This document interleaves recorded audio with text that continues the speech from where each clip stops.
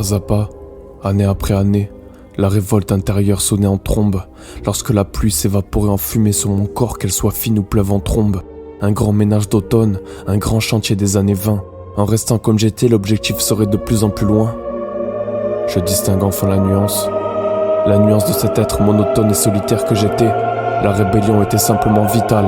Pas un manque, ni des carences, juste des murs à casser sans tout jeter, car tout s'est terminé dans une atmosphère amicale.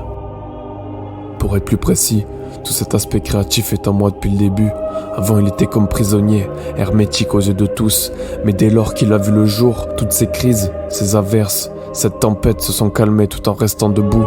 J'ai tout canalisé, tout apaisé, sans jamais arrêter d'y penser, sans jamais arrêter de les penser. Ce que je suis aujourd'hui, je l'ai toujours été, mais le temps de développement était long comme on peut le deviner. Mais aujourd'hui, qui peut prétendre avoir la maîtrise de son ombre ? Surtout quand les rêves sont tachés, entachés de sang, des nuées de sens. Toutes ces choses, une fois décrites, habillées, sont magnifiques, merveilleuses. Le rêve n'est pas l'échappatoire de cette réalité douteuse. Seule la description, la construction en est un. Car le rêve échappatoire est bon et s'y replonger est meilleur. Donc il reste plus qu'à le rendre artistique.